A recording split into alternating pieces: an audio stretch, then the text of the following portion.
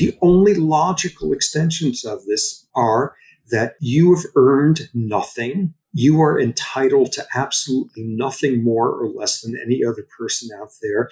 Your needs, your pains, your desires deserve no more consideration than any other human on this planet. And then as long as we're at it, number two, hating somebody for anything makes as little sense as hating an earthquake.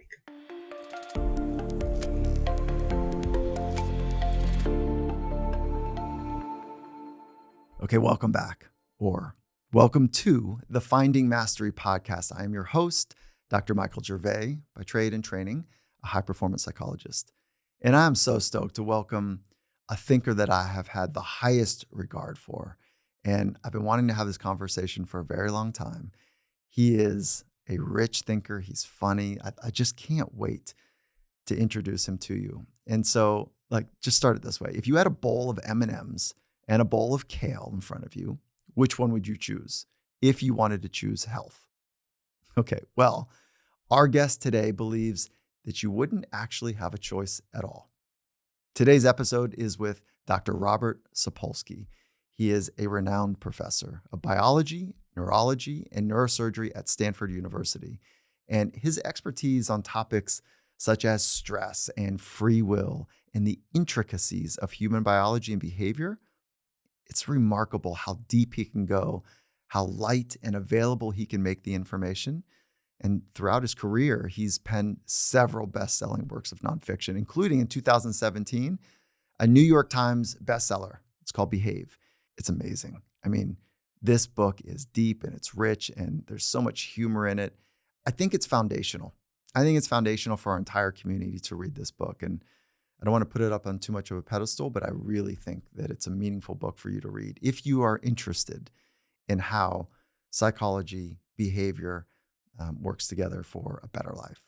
Now, in this conversation, Robert explores the profound ideas presented in his latest book, Determined, A Science of Life Without Free Will. So he challenges the conventional notion, what most of us hold, is that there is free will. And then he offers a compelling perspective on consciousness and reason and emotion. And he makes a thought-provoking, very logic-based approach that there is no free will. And so his words are that it's a myth.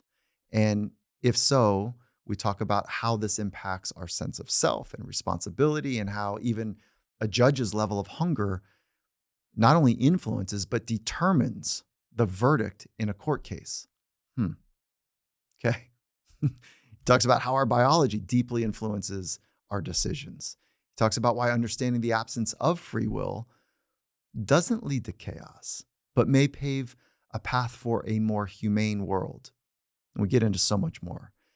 I mean, I want to encourage you to prepare yourself. I want to challenge you and maybe prepare you to embark on this conversation without anchoring yourself to my philosophy or his philosophy, and just go through it and be open and enjoy the position that he's taking. And the position he's taken, by the way, has cost him dearly. His sense of joy and happiness, I think there's some sort of compromise that he's trying to figure this out because his logic is so sound. So I want to encourage you to go with the conversation, feel your way through it, see where you start to put up some blockers, and just feel and think your way through this and have conversations with other people about this conversation. It'll take you somewhere. I mean, the whole tapestry of human behavior is complicated. And, the guided wisdom of Dr. Sapolsky is awesome. His mind-opening philosophy and his skillful storytelling makes his research compelling. And the depth of the evidence to back his position is awesome.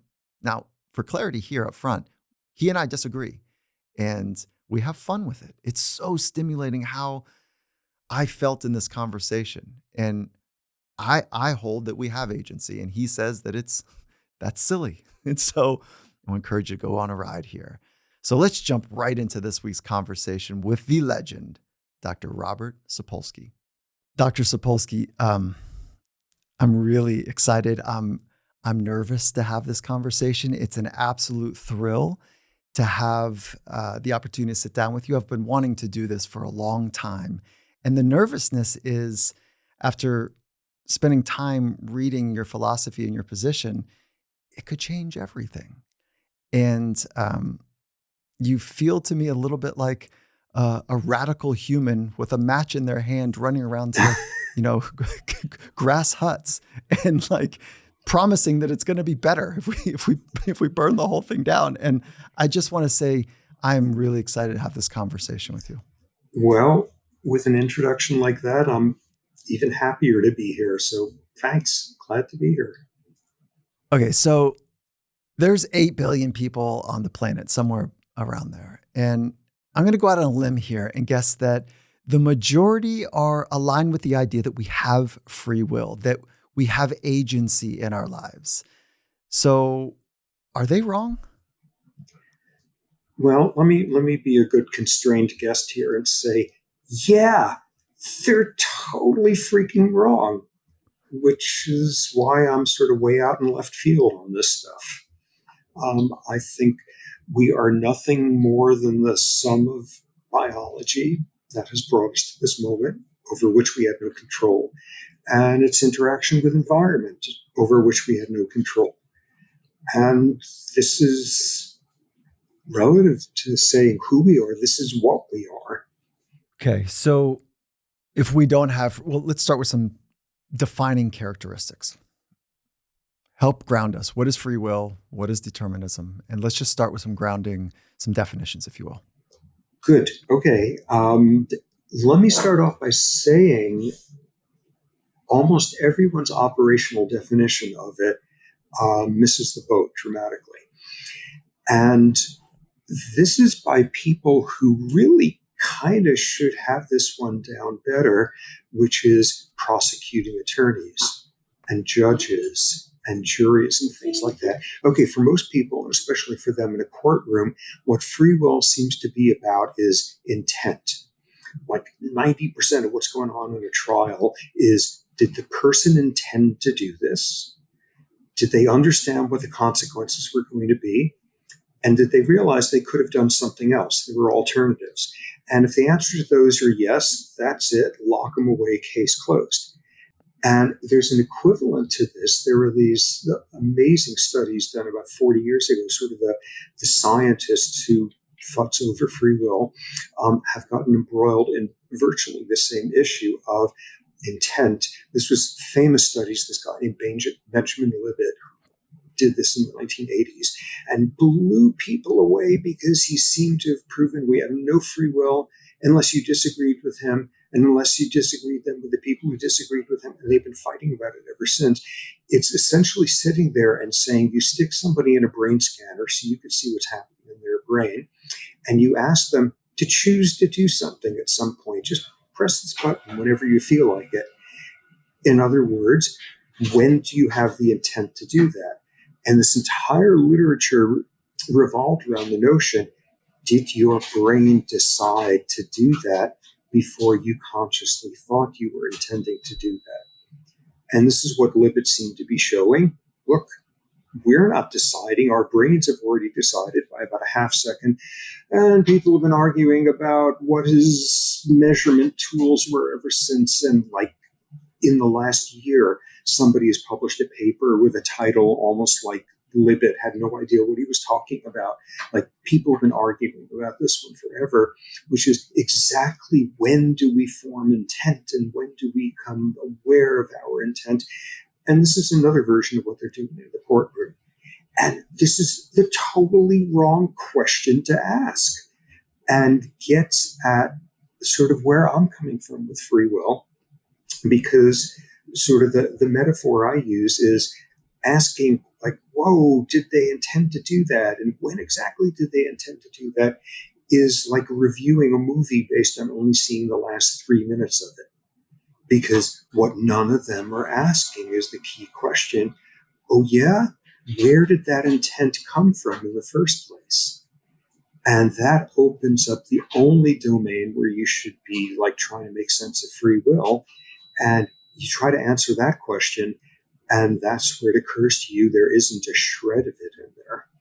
So let's ground it here. Free will is the idea that we have the ability to choose our actions. Or it's the reality that you actually do, as opposed to us telling ourselves that we do. In your position, I was kind of hoping your position was that there's a lot of biology that gets into our decisions, and genetic coding and environmental conditions, the neighborhood you grew up in. There's a lot of stuff that goes into reducing what you might think are available options. And I hope you'll tell the story about judges who, depending on whether they're making decisions on an empty stomach or on a full stomach, and how that outcome goes. But this idea that there's so much complicated influence to our decisions, that our potential responses are more narrow than we might believe. And then you drop the hammer right on page like 8 that, now, I don't think there's any free will. And so this is where I start to get confused. And the confusion is, one, I mean, I'm 50 years old and I've been learned and thought about free will since I was, 5 years old, it's my choice whether I eat the candy bar or I eat the vegetable. Like, I'm making a choice here at some level in my life. If an alcoholic is making a decision to pick up the drink or not drink, like, it's a choice. And so, of course, there's choice. So how do you help to square those two in a way that somebody like me, like a second grader, could figure this thing out? Okay, so suppose making a choice, you're sitting there and looking at the bowl of M&Ms and the kale or something in the bowl next to it, and you say, okay, look, I'm health conscious and I know all this stuff, and damn, those M&Ms look good, but I'm going to eat the kale. I'm going to just reach over and eat the kale. And you reach over and you get the M&Ms. What happened just now? What went on? And if you're somebody who's like trying to figure out whether you should be found guilty of that and jailed, if you're in a legal setting, or if in the realm of scientists who think about that aspect, trying to say, okay, when did you intend to go for the M&Ms instead of the kale and all of that? That's not what you should be asking. Okay, so you could ask what went on in your brain 1 second before, in that fragment of time when your hand moved from being on a straight path to the kale and instead wound up with the M&Ms. What part of the brain did this? What part of the brain turned off? And okay, we seem to have just figured out what went on there. That's not what's going on, because you got to ask all sorts of additional questions. What went on in the minute before that, in the seconds before that, that triggered your brain, that triggered you in that last quarter second to switch your arm over to the M&Ms? How intensely do you smell odors? How intensely were the colors of those damn M&Ms just mesmerizing to you at that point? When did you eat? How much did you sleep last night? Are you in a distracted state of mind? Okay, so that's part of it, because there's a whole world of science showing you can manipulate stuff like that and you can change people's behavior and they won't even know what happened. But that's not enough either, because then you have to ask, okay, how about a couple of hours ago, what were your hormone levels like? What were they this morning? What were they when you went to bed last night? Because what those levels are going to have influenced how sensitive your brain was to memories and thoughts and stimuli and all of that. If your testosterone levels were elevated this morning, they're still going to be having their effect. And you're looking at a face that most people would sit there and say, yeah, that's a neutral expression. They don't look angry. They don't look friendly, just neutral. If you have elevated testosterone levels at that time, neurons in your brain are going to work differently. And you are more likely to say, that looks like a threatening face. I feel threatened. Okay, so that's part of it. But now you got to say, so what's been going on in recent months? Suppose you had some horrible trauma months ago, or suppose you found God months ago, or so, that changed your brain. There's this whole trendy term, neuroplasticity. I don't mean something subtle, go through some strong experience and different parts of your brain have gotten bigger or gotten smaller over recent months. And that's good to determine how you're responding to the hormones that will make you more or less sensitive to what the stimuli in your environment. And from there, you could see we're just off and running. What was going on in late adolescence? Because that was the last time you were doing a major construction project on a part of your brain that's got everything to do with whether you're going to go for the kale or not. And what was going on in childhood, and what was going on when you were a fetus, and what about your genes, and what about culture and evolution. And at some point you say, hey, how did I become who I am? What made me suddenly switch over to the M&Ms? Because of everything that happened from 1 second ago to 1,000,000 years ago and everything in between. And there's no room in there to shoehorn in free will. I thought about how you and I were going to have a conversation. And I was thinking about your experience in this conversation over and over and over again. And I have a compassion for you because you must be terribly bored talking about the same first core principles, because this is ground zero of consciousness, behavior, purpose in life. It's like a ground zero conversation. Well, it's so much of me doesn't want to have it, but so I have this, I have this feeling for you. So I don't want to exhaust you out of ignorance, and I don't want to exhaust you out of, so I'm not going to do that. No, that's very kind of you, but this is so exciting. This is like, so yes, I'm not bored. Okay. So, okay, good. So, all right. So here's the thought. That to me sounds like, and your job is not to convince me, right? This is me just wanting to deeper understand. And look, this is a real book. So this is not for the faint of heart. Like, you've put some real muscle into this thing. And so I respect it, and I've thoroughly enjoyed it. So here's where I go. I would love for you to open up the idea about, to me, that sounds like deep influence. So my state, whether I'm fatigued, hungry, testosterone is elevated or not, that's a state of being that I'm in, or a person is in. And that confluence shapes and influences my decision. Okay. And this is where I'm squaring agency, meaning I decide, as opposed to I'm deeply influenced, and you're saying determined to choose the kale versus the M&Ms. So, or the M&Ms versus the kale. So how do you square that? That all of those influences that lead up to the moment that you take action are you're determined to take the next natural step, as opposed to you're more influenced than might you imagine? Well, the stance you've got is one that most people will go to if they reflect on the fact that you just manipulated them into choosing X instead of Y. And whoa, I thought I was okay. How do I make sense of all of this? All the stuff that came before is influencing me, is bending me a little bit in one direction and modulating my likelihood. Well, at the end, what I've got is like this image that people have had for centuries. There's a little man inside your head. There's a little homunculus, a little soul in the machine there.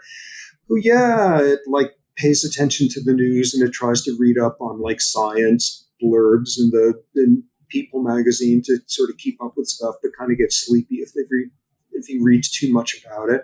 And is getting distracted because there's an itchy mosquito bite on his ankle that he got last night. And so he's got to make a decision. And okay, let's see what the genes have to tell us. Oh Christ, they're always going on about that. And what did mom say to me when I was okay, all of that. And then you think about it and say, okay, so here's what I'm going to do. This notion that there's a you in there that's sitting there separate of all this biology gunk.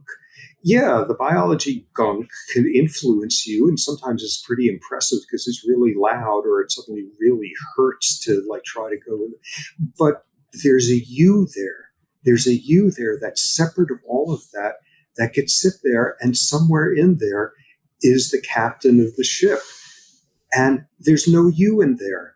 People have gone looking for it. The people who try to do the neurobiology of consciousness, there's no thing in there that's separate of the sum of all that stuff, even though it sure as hell feels like it when we decide that, like, it sure as hell feels like it when we eat the M&Ms and we feel like we've been a failure, and or when we go for the kale and we feel like we simply have more self-discipline than your average human walking around on this planet, because we function very, very easily and intuitively on this notion that there's a me in there that could be influenced by this stuff, but ultimately decides.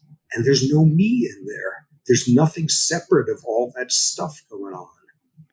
Yeah, that's where your kind of first principle originates, is that there's not a consciousness, there's not a me or a watchless watcher, there's not the I in the system.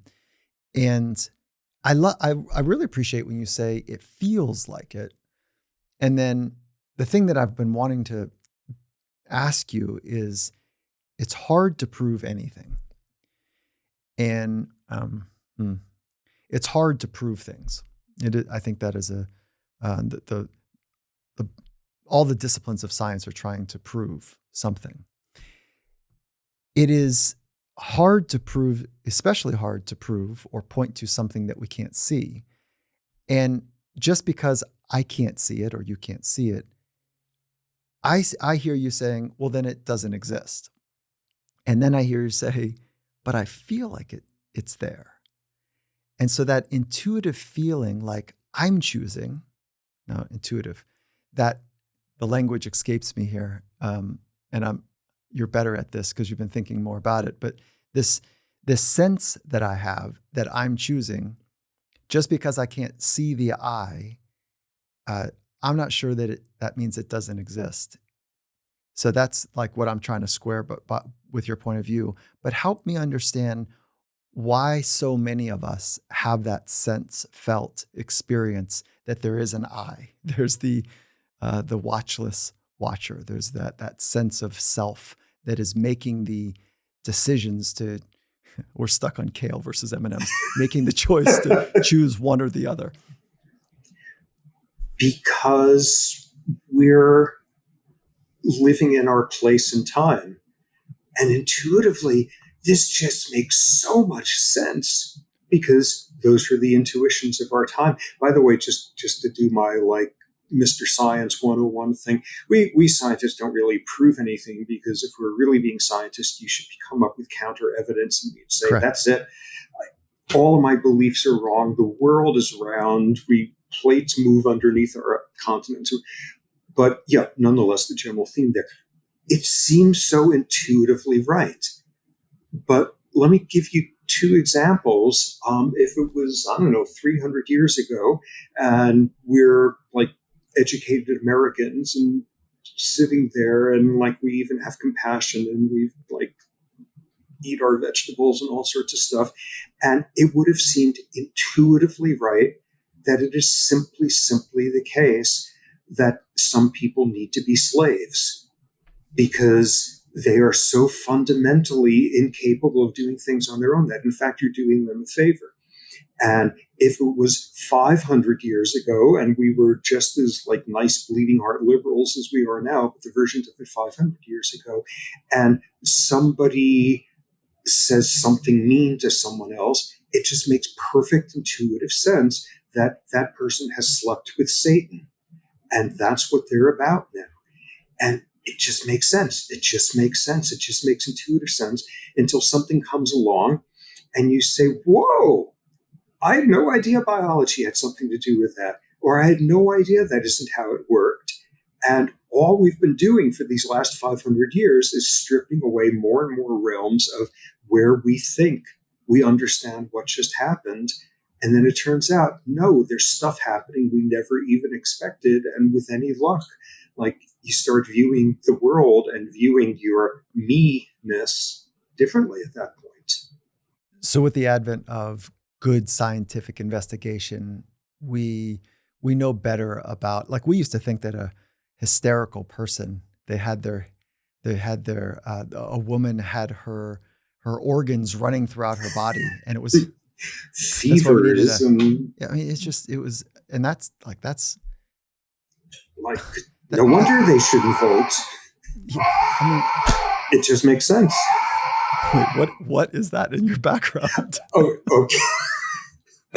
Okay. After this is our National Geographic clock, which we've had since the kids were little, and every hour on the hour it makes a different animal sound, which it's always like interesting having somebody in the living room here who hasn't been in here before, and like suddenly there's something quacking in the background, and we don't notice. And the dogs don't notice, and they're saying, like, what the hell was that? Because we've habituated to it years ago. Yes, so that's our National Geographic okay, clock. Good to know. So okay, good. we have just entered the hour of the hyena or something. Okay. So we are better in our understandings of neurobiology by, much of your contributions and your peers, and certainly better with psychology, thinking that the hysterectomy or schizophrenia was evidence of a cold mom, or we're so much better, and still, what are you pointing to is evidence that there is a deterministic approach to life? And then I'll get off this subject because I want to move into what do we do about it, or what do we do with it? Yeah. So what is the evidence if we can't see the eye, right? And I hear what you're saying about the intuitive. It just makes intuitive sense, but that's the framing of which we're understanding the human experience during modern times. So what do you point to help people understand that that's absurd? Okay, so you're keying in on the two ways to take it down, which is like, okay, I give up. Yes, we don't believe in Satan anymore. We don't believe in this. We've learned some stuff. But what about this? What about that? What about that other thing? And I don't want to do that with you. No, that's exactly what you should do. It's an itch. It's more of an itch. No, because it's totally lame for me at that point to say, yeah, but I bet if you come back in 10 years or 100 years, we're going to understand. That's not going to work. And a second version of that is one, I kind of have this hobby by now that I work with public defenders' offices on murder trials with people who, their brains were not working right at the time. And I'm supposed to teach a jury about the brain and all of that. And this is after my guy, the public defender, is holding my hand and we're going through my song and dance. And then the prosecuting attorney gets up and gets to cross-examine me. And if they know what they're doing, they're going to shred me within minutes because they're saying, okay, so this guy has brain damage. He had a car accident when he was 10 or whatever. And you're saying it's involitional, all of that. Would every single person who had that type of brain damage would they have just killed 11 people like this guy did? Could you have predicted it? And I have to say, no, we can't do that yet. And he says, don't listen to this guy, turning to the jury or whatever. Yeah, there's stuff we still can't explain, and we don't have strong predictive abilities. But here's where I turn into a total pain in the ass, because I flip it around and say, okay, suppose you just did something. You just were stuck with this. You just picked up that M&M, and here are the 4 motor neurons that told your muscles to do that, and they just did that. And at this point, I trot out a challenge, and here's the challenge part 1. Show me that those 4 neurons would have done the exact same thing no matter what the other 80 billion neurons in there had been doing. But that's not enough. Show me it would have done the exact same thing if the room smelled like this, and if you had this for breakfast, and show me it would have done the exact same thing if your hormone levels were completely different this morning, and if your last 3 months have been different, and if your adolescence and your childhood, and if you had a completely different bunch of genes, and if you had been raised in this culture instead of that culture, change every single one of those things. And if those 4 neurons had just done the same thing, that's it. You just proved it. There's free will. I give up. And go and prove that, and nothing we know about how the universe works and the physical laws of it could show you that those 4 neurons would have done the exact same thing, because they wouldn't have been the same 4 neurons and you wouldn't have been the same you. And go and show me that, and you've proved it. That's your proof. What do you think is an easier position to point to or to defend a position? Is it that there is free will or that there is not free will? Definitely that there's free will, and this is where, like, if I'm being a good dinner guest or something, this is where I try to like not be in their face too much and find a nice middle ground. And the middle ground is something that, like, a contemporary, humane, progressive, informed insight about the world would bring you to, which is yes, we have free will. There's times when it stops working in us. If I'm stressed enough, if I'm scared enough, there's points where all of us, like, lack our free will and stuff takes over. And there's some people who really have a whole lot less free will than us if they have a certain type of brain damage, if their IQ is, if they fetal alcohol infant or whatever. But all of this, these are the edge cases. These are the exceptions. Overall, like, try to keep that in mind if you're on a jury, or try to keep that in mind if you're, like, totally frustrated with somebody who's got this neuropsychiatric diagnosis. But basically, we got free will, and this is stuff superimposed on top of it. And this is basically the stance. It even gets a label, and it applies to 95% of philosophers who think about it, which is compatibilism. Yeah. You admit we're made of atoms. We're made of the same stuff that comets are made of, or like warthogs are made of. Yeah, we're made of stuff, and it forms into molecules, neurons, all of that.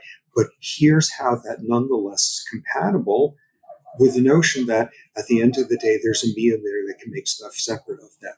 So the nice, comforting resolution is, yeah, that's basically how things work, but keep in mind the exceptions, and don't be a jerk and yell at somebody for something they really couldn't control because they're one of the exceptions. They've got dyslexia, and all you're doing there is drawing an artificial line between where you think the biology ends and the you and the them and the essence takes over. And there's no way to, like, they're not just edge cases. This is not just how it works most of the time, but keep that in mind before you give somebody the death penalty. This is all there is to all of us all the time. Mm. So it's a question of where the line is. And you've just backed the line all the way down to ground zero. And yeah, until there's no line. Yeah, there's no line. Arc, yeah. I don't think it's, there's some research around politics and political positioning that when you argue a political position, very few, if any, people change their mind. Like moving a left to a right is like, that takes time, right? Would you agree with that finding and with that statement? Actually, what I think the really depressing research shows over the last 8 years or so is that if you show somebody absolute proof that their extremist stance isn't true, they're going to believe you even more afterward. Oh my God, they're really bringing out the big guns with the lies there if they're trying to. Yes, I agree with you completely. Yeah, so I think our community, most of our community, is attuned to agency and free will and this posture in life to do your very best and to be a good citizen of the world and to explore your potential. And in doing that, there are things that we can do to increase our ability to make decisions that are lined up with values and virtues and gate out some of the biological impulses that those depraved humans at one point, could only respond to because they didn't have the willpower. They didn't have, let's use willpower, or they didn't have the discernment or the fortitude to not choose the sugar over the health choice or whatever, if we stay there one more time. So I wonder if, and let's move into like natural selection, and let's move into that frame just a little bit. How does not having free will support a position of evolution by natural selection? Okay. How about this? Let me give you the opportunity before we pivot to damn, what does this all mean? And Yeah. why are we holding on to this? Okay, Yeah. give me one last chance to convince every single person out there that Let's go. Yeah. they at You've got least the floor. Yeah. Okay, three examples of stuff that has scientifically been demonstrated, and just picking three from the 1 second before to a million years before. 1 second before. If you take people, stick them in a room, and give them a questionnaire about their political views, their social politics, and their economic views, and their geopolitics, and all of that, if the room smells of stinky, horrible garbage, people become more socially conservative. This has been replicated. This was a Yale group that originally showed this. And how's this for the flip side? If the room smells of freshly baked chocolate chip cookies, people become more generous when they play an economic game. And you would say to somebody, wow, that was really a nice offer you just made. Why'd you do that? And they're going to tell you about, like, I don't know, Christ's Sermon on the Mount. They're not going to say because this room smells like cookies. So that's in the 1 second before you make your move. Second example, you're a fetus. You're a fetus, and like some of these neuroimaging techniques have gotten good enough that you could do neuroimaging on a fetus and see how their brain is developed, which is like amazing. And studies are now showing the socioeconomic status of your mother while you were a fetus is influencing how well your brain is developing. What the hell? Because poverty elevates stress hormone levels, and stress hormones get across the placenta and influence how you're making more of this part of the brain and less of that part of the brain. And it works this way. Last one. So how do you feel about immigrants? How do you feel about it? And like people in different cultures feel differently about people who look different and pray differently and love differently and all that stuff. And what are one of the significant predictors? 400 years ago, what was the infectious disease load that your ancestors were dealing with? Because if they were dealing with a whole lot of infectious diseases that was wiping half of them out, they didn't like strangers coming in because who knows what stuff. The infectious disease load 400 years ago predicts the tonal basal level of xenophobia in cultures today. Are you kidding me? Because the culture they invented 400 years ago from, their ecosystem is one where there's a lot of these like diseases where you like major organ failure and you're dead 2 days later because of some little bacteria that guy brought into our hamlet. That was the culture their kids were raised on, and their kids' kids in there. And that was the culture you were raised on.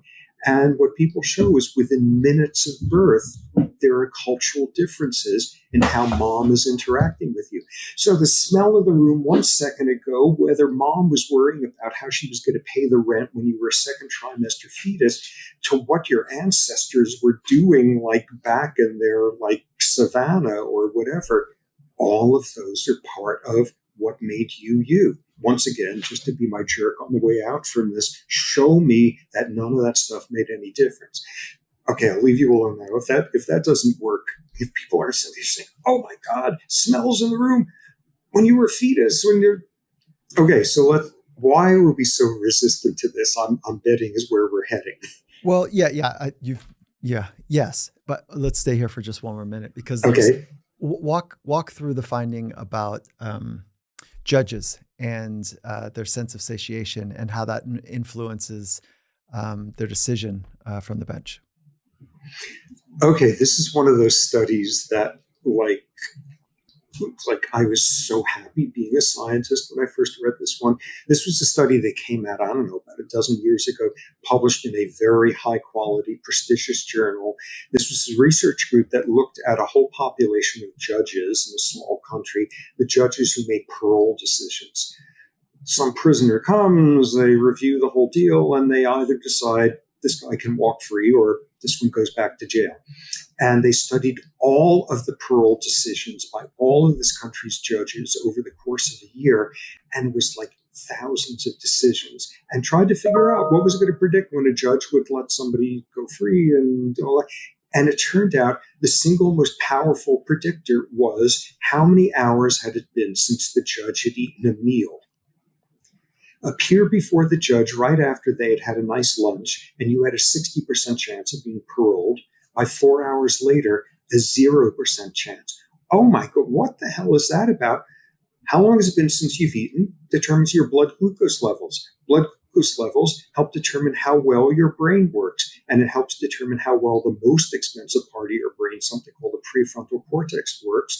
And what does that do? That's the part of the brain that says, wait a second, before I make a decision, what's the world look like from this person's perspective? How did they turn out who they are? Because they sure had experiences on their perspective taking, trying to think about how they think about the world. That takes the most expensive part of your brain to do its job. And there you have it. That particular study has been mired in controversy ever since, because all sorts of people have come in and sniped about the statistics and stuff. And this is kind of the stuff that I'm trained to do, to pour over the people who've been complaining about it. And the authors knocked down every single objection to that. And since then, it's been replicated. You go into a bank and you ask for a loan, and the length of time it's been since a meal influences how likely this person is to grant you a loan. You look at doctors and how many hours has it been since they've slept in the emergency room, and the more hours that go by, the more likely they are to decide that this is someone who's going to get a drug that they shouldn't be prescribed, if and only if the person is from an out-group, if it's someone from some minority. The number of hours it's been since this doctor slept will influence how much implicit racial bias they have when you give them some like little formal psych test. This stuff's going on all the time. So the hungry judges phenomenon has stood up to all sorts of criticisms, and it's in all these different realms. So like, that's an amazing example of it. That's like the most irresistible one out there. Same with misdiagnosis and nutrition or feeding time. When docs are hungry, there's an increased risk of misdiagnosis as well. Exactly. How's that? Two last ones. If you were a prisoner and you're coming up for a parole judgment, really, if you got any choice in the matter, do it on your birthday. Because on the average, sentencing decisions are a little bit shorter if the judge knows it's your birthday, especially if you're the same race as the judge. Surgery.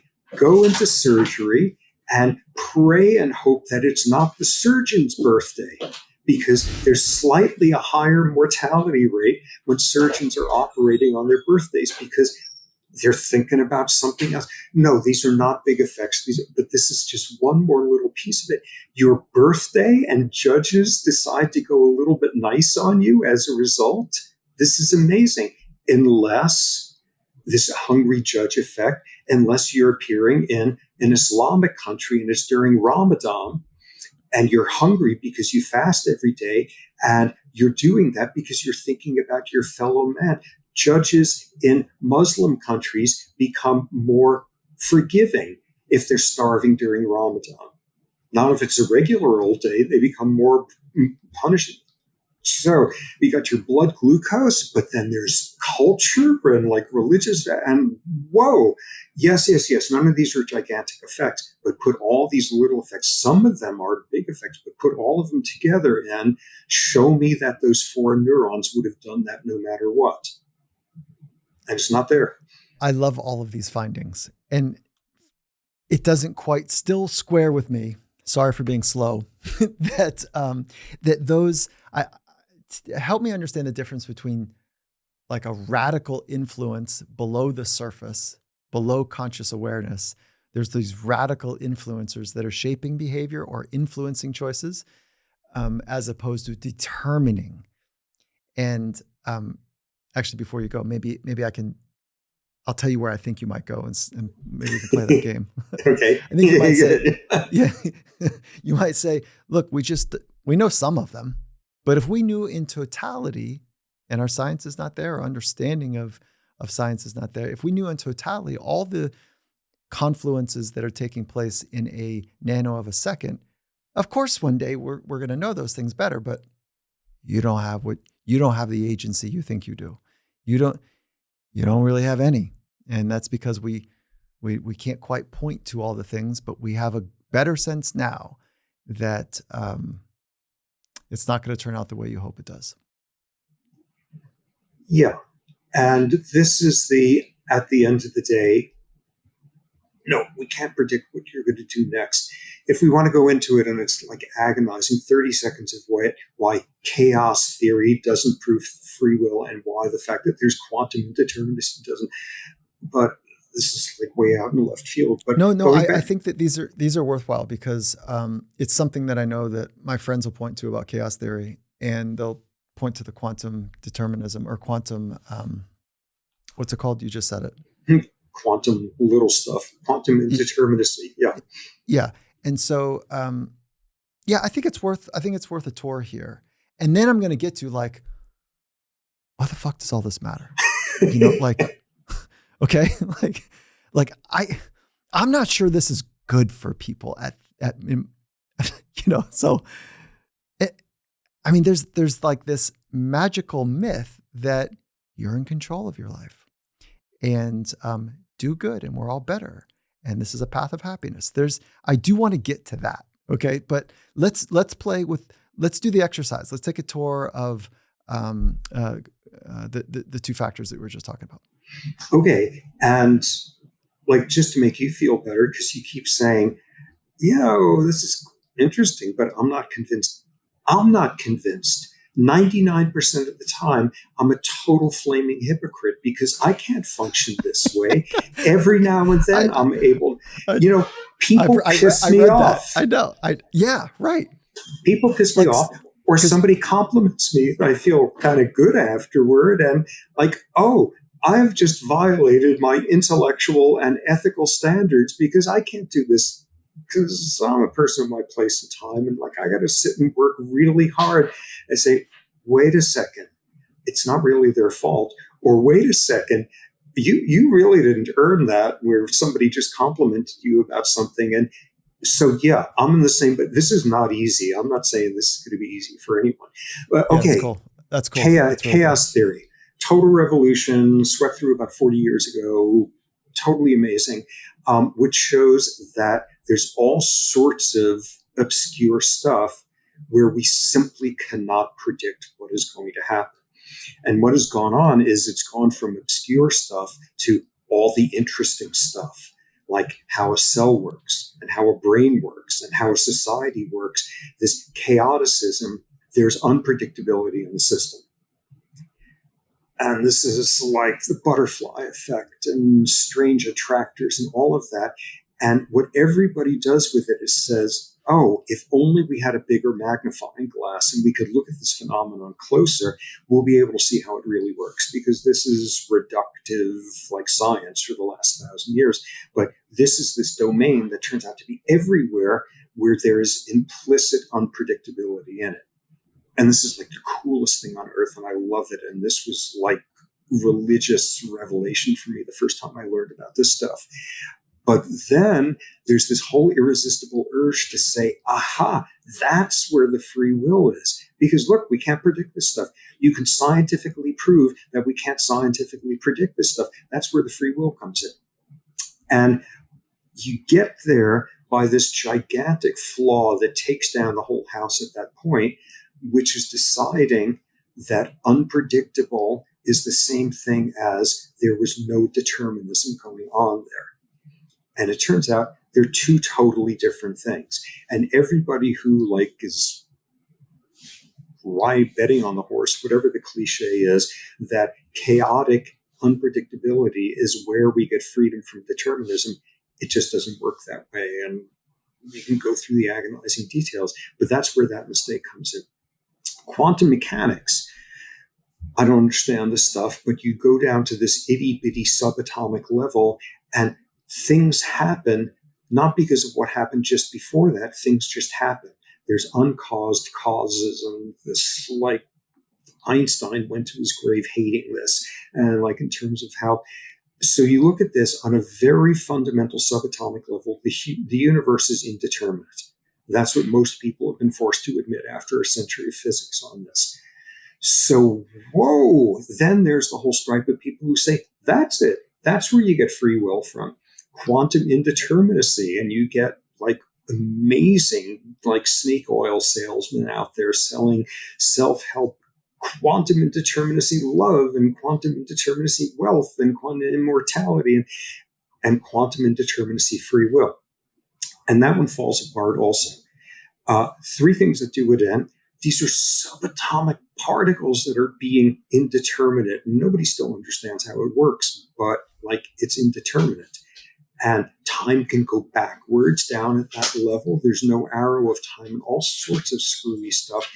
It's at a level where you would have to have every single one of those subatomic particles, of which there's more than you could count in one molecule of one like neurotransmitter in one corner of your brain. Every single one of them would have to do their same random thing at the same time for it to bubble up to the level of affecting their behavior. And it simply can't. The second problem is, and it simply can't because yucky stuff like living tissue makes it impossible for quantum events to all synchronize like that. The second thing that does it in is even if quantum effects all bubbled up to that level of determining what it is you just did, that wouldn't explain your free will. That would explain why you do totally random, bizarre things. That's right. Exactly. Mm-hmm. Which is like, if you want to base your view of your like moral like foundations on randomness, you got some problems there. Quantum indeterminacy is not a way to explain why you have a character that has more backbone than somebody else. If it bubbled all the way up, which it can't, it would explain randomness. But there's one last trick that they then use to pull out of the rabbit's hat, which is, okay, once the me that's floating up there, once you grant me that, our me is able to reach down and somehow futz with the quantum indeterminacy and harness it for free will. And there is nobody on earth but like shamans and people whose faux physics impresses no one who knows anything about it, who says it works that way. It doesn't work that way. It's weird as hell that like time could run backwards when you're a gazillionth of an inch smaller than your like smallest electron, but that's not where free will can come from. In some respects, there's a liberating sense in this conversation, and there's also a bit of depression, like to embrace something that reduces agency to zero, right? Like there's something really depressing about that state. Are you interested in joy and happiness and for your personal life? Yes. Okay. Because, sorry. And because you're wrestling with really complicated, and I love this. I appreciate this.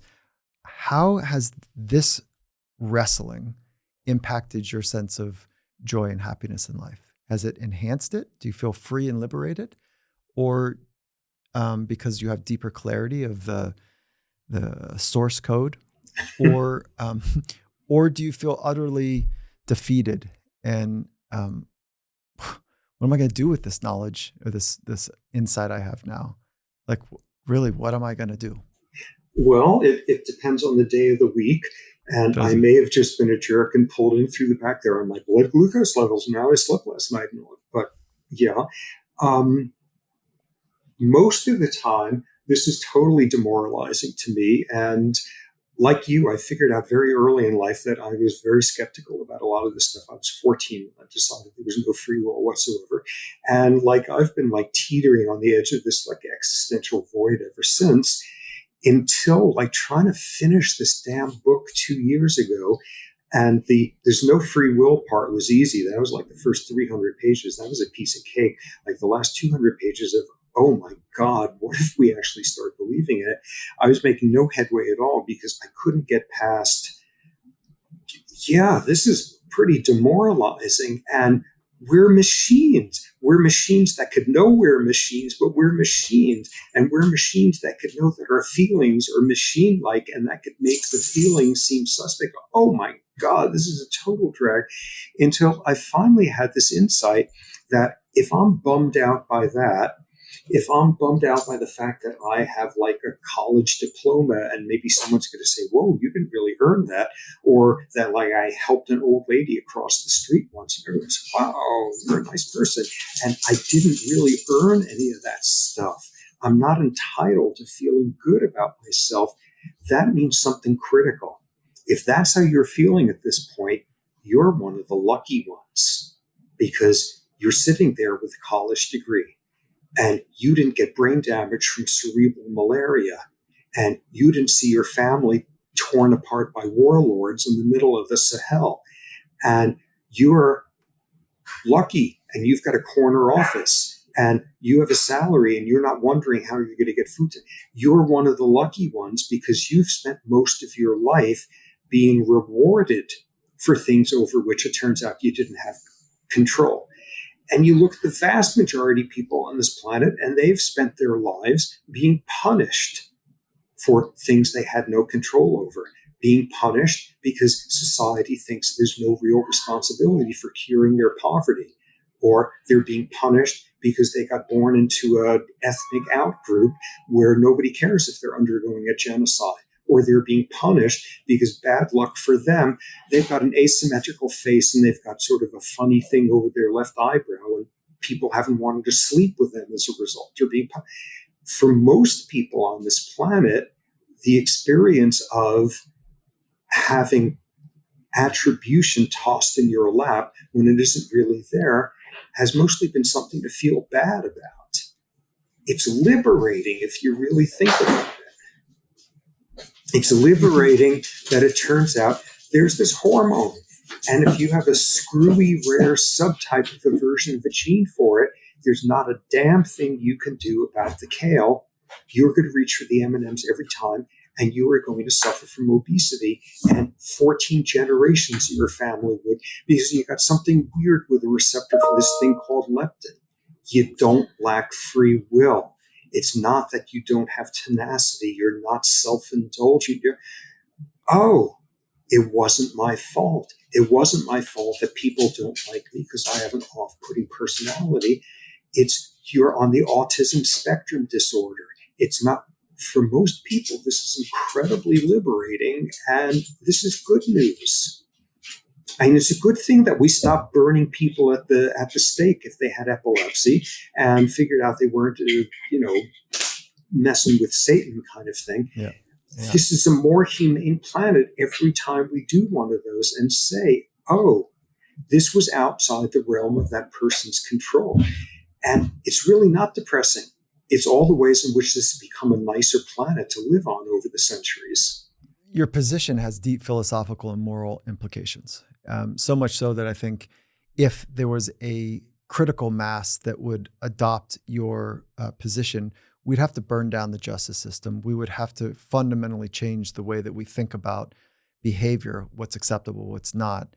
And it doesn't mean that we wouldn't let people run free, but we'd have to burn the thing down. And so I find that that's like you running around with a match, in a straw hut. Like it's a very dangerous idea in some respects. And it's quite liberating because the straw hut, maybe we can do much better. So how do you think that our understanding of responsibility of behaviors and morality might change if we accept the idea that free will does not exist?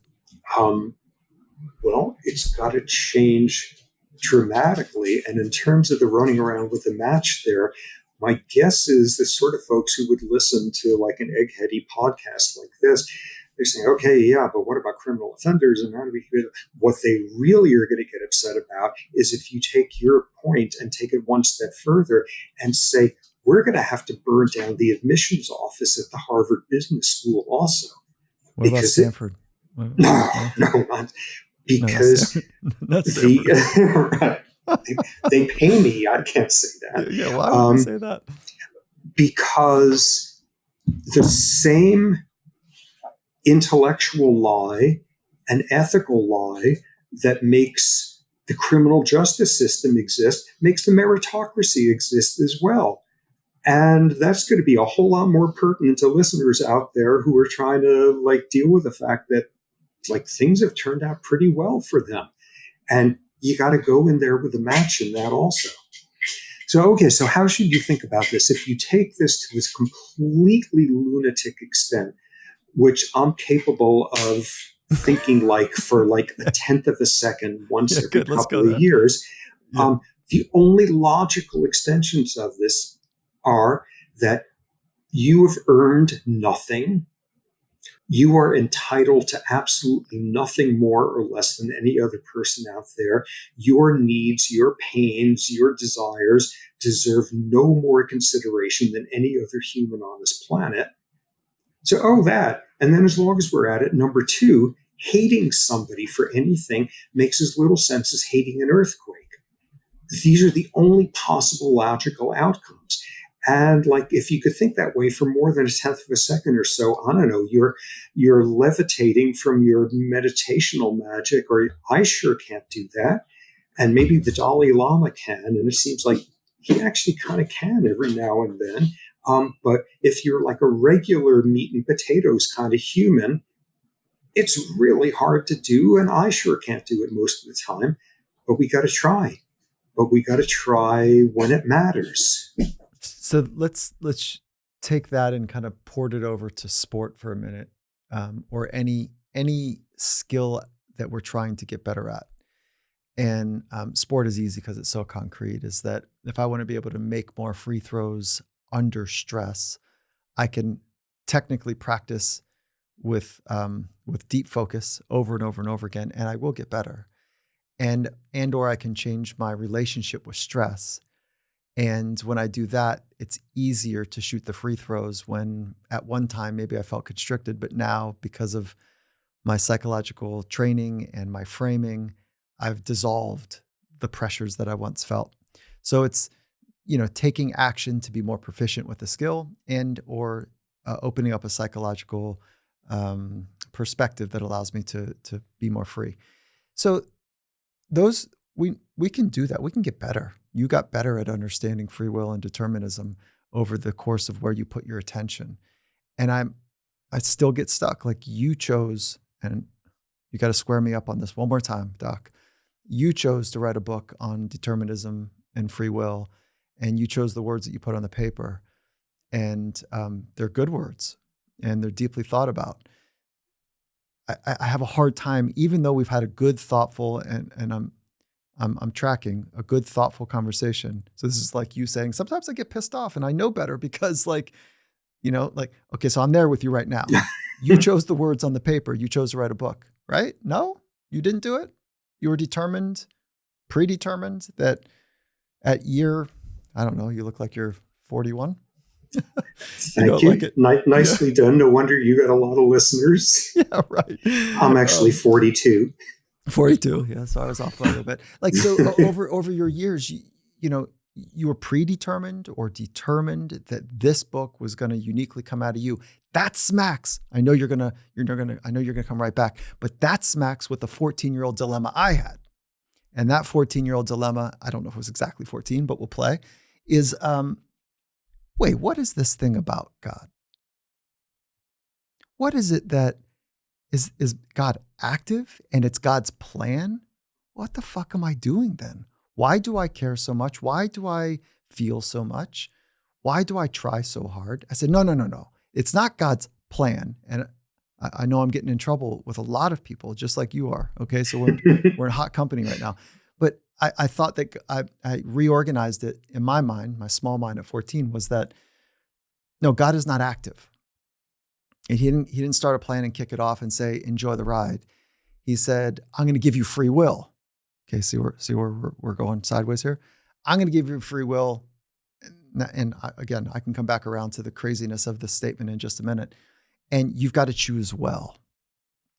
And I know that doctrine came from my influence from Christianity on an early age. But at least I got to the place that I don't think God is active. God is passive. Okay. And then through education, I was like, well, what is God? Okay. What is this a myth? Is Is this an omniscient being? Is this something to control the masses, a la our philosophical friends? Or is this a placeholder saying there's something we don't understand? So I've fallen to that last premise, but I haven't squared free will. Okay, so let's go back to, you chose to write this book on determinism and free will, and they're good words that you chose to put on paper. Tell me where I'm missing it, because I know I'm using the word choice. Okay. Or you could have even taken, you could leapfrog with God into even a better vote for free will, which is sort of the Quaker version of it. Not only is God on the sidelines watching, but all God has is you to do what he needs to have done to make them. All God has is thee. Oh my God, free will. Now I got his like, I better like not more march off to war, or I better do the right thing, because not only is he powerless, but he's counting on you to come through there and help him out, which is incredibly I start galvanizing. To get super contorted. Yeah, right. Which is amazing. Okay, so I wrote this book, and so I chose to write this book, and I sat for 5 years procrastinating on writing this book, and instead thinking about kale and M&Ms, but still I eventually wrote it, and I used this word. And okay, tell me, how was there no free will in it?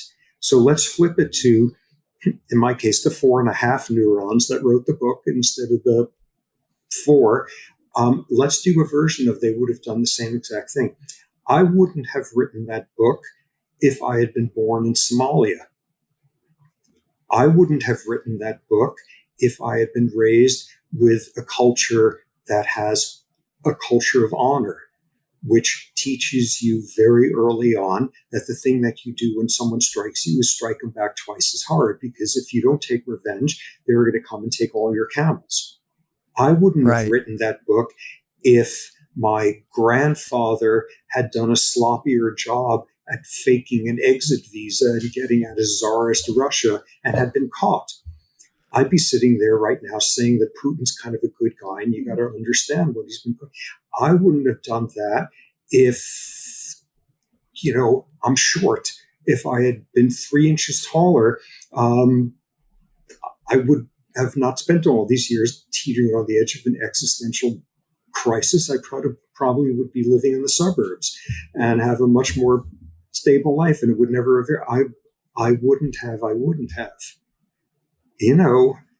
All those random little splits in the road, I wouldn't have if I wasn't a combination of pissed off at my father, but grudgingly respectful, but also afraid of him as hell. And somehow this is a way of saying his value system, I've managed to trump them. I wouldn't have. I am is what came before. All I am is what came before. And so is determinism to you the same as predestined? No, because I can change. And things change. And people who used to be white supremacists no longer are.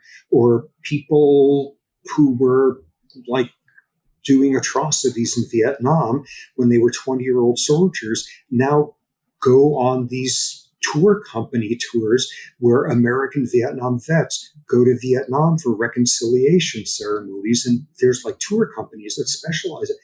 Yeah, change happens and in amazing ways. But the critical thing is when change happens, we didn't choose to change. Everything that came from a second before, a million years before, put us in a situation where the circumstances just now changed us. So your position is much like the first prime minister of India, which is, his quote is, "Life is like a game of cards. The hand you're dealt with is determinism. The way that you play it is free will." No, I totally disagree with that. No, plus he's like really awful to Muslims on top of everything else. Is it Modi? Is it the current prime minister? I didn't hear this quote before. Is it this guy or some previous? Well, in any case, No, No. This is the first prime minister. oh, This is Nero. Nehru. Yeah, Okay, Nero. Yeah. so he was a good guy. He looked good in Nehru jackets, so that's cool. Um, Nonetheless, he was wrong.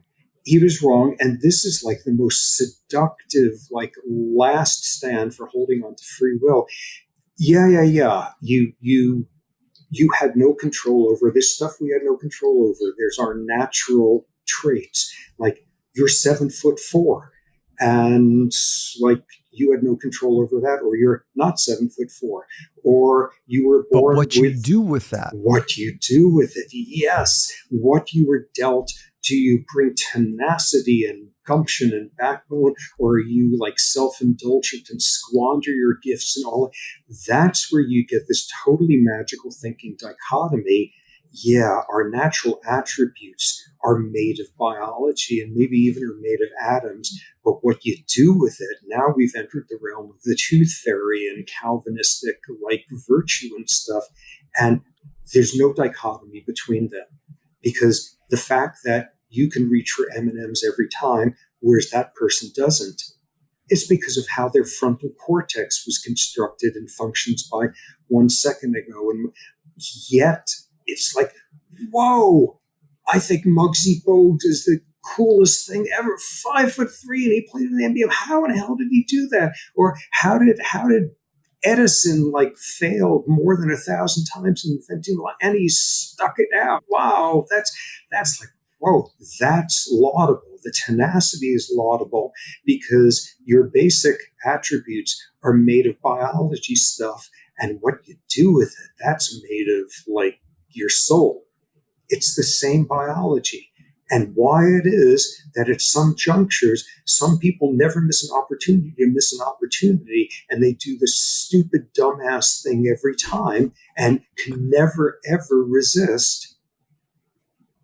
They didn't get the frontal cortex that didn't come through for them at that moment by accident. It's because of everything that came before. And the stuff we really admire in our day and age is made of the same biology stuff as everything else. You are no more deserving of the outcome than if you said, nah, I'm not going to go to that party tonight. I'm going to study hard and ace the exam the next day. That's just as biological as people who for some reason have like this freakish ability to remember long digits of numbers. It's biology all the way. Yeah, I get that. And I also like, I think I'm thinking of Viktor Frankl right now, and I don't want to put you up against great thinker Viktor Frankl. No. I know. But you know what I'm about to say, right? Everything can be taken from man, but one thing, the last of human freedoms, to choose one's attitude in any given set of circumstances, to choose one's own way. I mean, okay, come on, Doc. And don't take that away from me. He's like the most inspiring guy ever. Yeah, right. You know, the people who, unlike him in the concentration camps, who collapsed into depression and gave up and were dead a week later, it's not that they failed to choose. They had screwed up genes for serotonin transporter reuptake pumps, and thus they were more vulnerable to feeling helpless. So Viktor Frankl was amazing, but the people who didn't make it out of there did not fail to choose to have the right spirit and find meaning where it was not obvious. He was amazing, but like in the process, what he has just done is dissed the majority of people on this planet who have been punished and felt bad about themselves for the things they haven't had control over, rather than they've gotten a CEO salary because of the things they have felt no control, that they didn't have control over, or survived the camps over things they had no control over. Yeah, it's super interesting position, that inspiration to see what somebody could be capable of on an individual basis rather than a broad stroke. That ability to see or to think about what could be possible for the person is one of the great insults that you could provide that person, because you don't know all of the neurobiological priming that has led to the second before the decisions that person's about to make. I mean, I find that inspiration, your position on inspiration to be deflating in some respect, because like inspiration is like you're doing a disservice to that person. However, No. I also see that, wait, let me finish this thought. Like Okay. the inspiration piece that you're talking about, Viktor Frankl, or the analogy I was just making, that I see you coming from an amoral perspective. Is that right? Absolutely. Yeah, Because a machine, you can't do good things or bad things for a machine. But we're these totally weird machines that nonetheless, when you do good things to us, we think they feel good. We feel that they feel good. And we're set up so that we can't tell the difference between we feel as if they feel good and feeling good, or feeling pain, or feeling as if we have pain. And the key thing in there is, like, you can change because you hear something inspiring. You can become cynical because you hear about yet another way in which, like, you can't fight City Hall. I can sit here and be feeling like I've lost purpose in life and meaningless and all of that because the goddamn people at Uber Eats, I ordered like the pad thai without the shrimp and they brought it with the shrimp. And oh my God, what a screwed up, unfair planet this is. And then I think of Viktor Frankl. And then I find meaning in life. And I secrete a little bit less of this neurotransmitter that's tapping into it. Yeah, we could be inspired. And when we are inspired, something's changed in our brain. And it's a good thing that circumstances have put us in a position to hear about Viktor Frankl and be able to evaluate. And we can be demoralized when yet another, like, maternity hospital is flattened in Ukraine. And yeah, we change. I sure didn't choose to feel inspired by Viktor Frankl when the damn kid screwed up with a pad thai. But pad thai. I'm going to give you a bit of a dilemma really quickly. And that dilemma is, I really like this conversation and I appreciate you. You're in a dilemma now. Yeah. you're in a dilemma because you felt that. I know you felt that.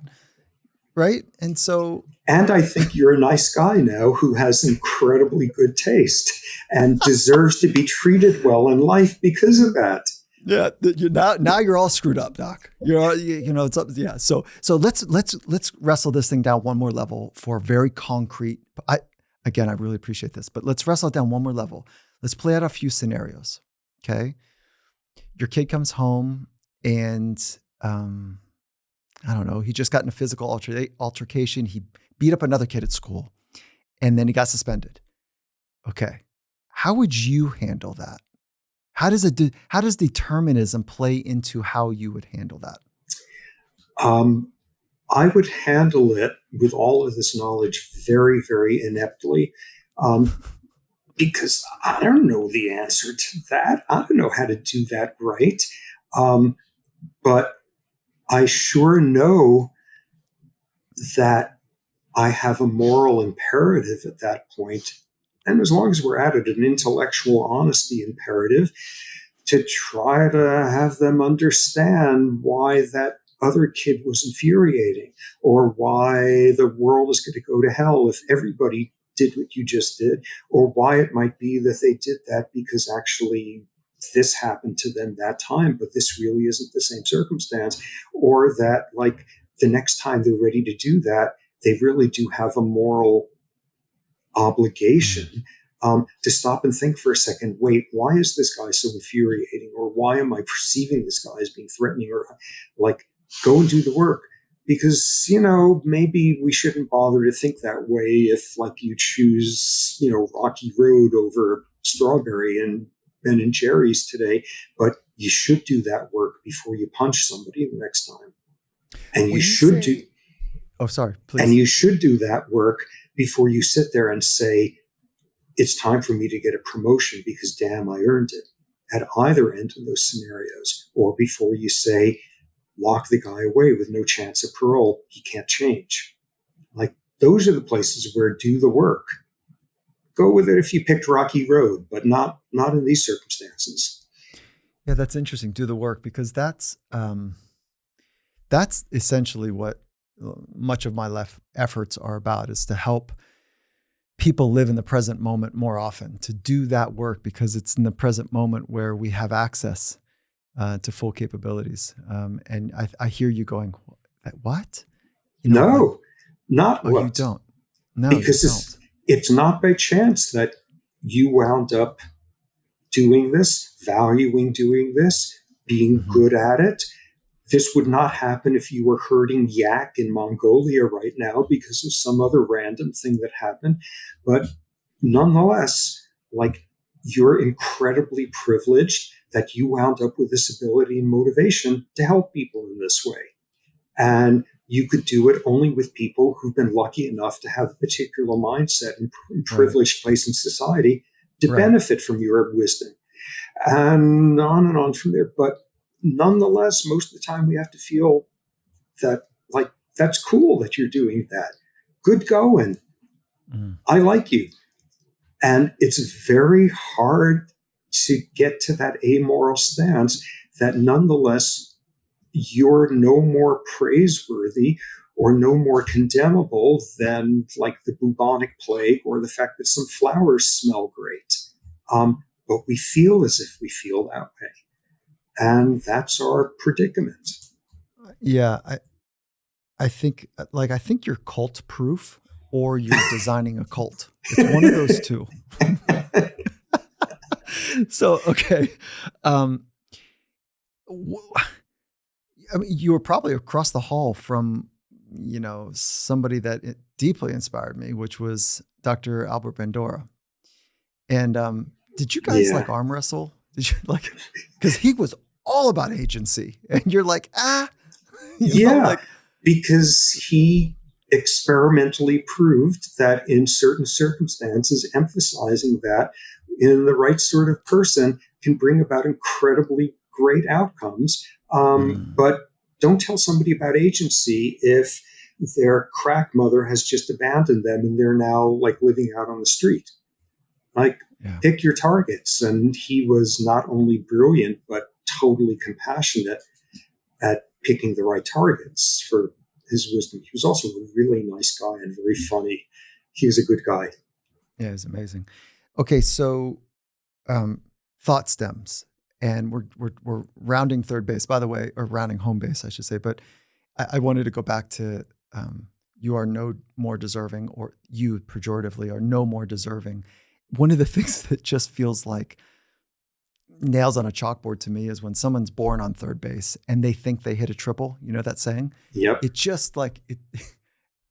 So I really appreciate your positioning on all this. And so as we're rounding third base here, or home base, is thought stems.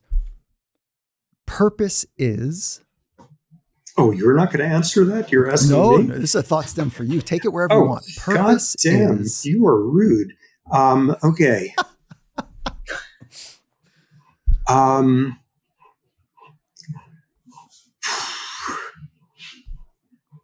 Purpose is. Oh, I'm on the edge of my seat. Come on, Doc. I'm right there with you. God damn. Now you're making me really nervous. What I'm about to tell you is, whatever it is I say, I've been spending 50 years trying to say this more coherently, and I'm not there yet, let alone being able to believe whatever nonsense I'm about to say 99% of the time. Purpose is that no matter how much we're machines, and no matter how little sense it makes to think that a good thing or a bad thing that can happen to a machine, we are machines who can feel as if something good or something bad has just happened.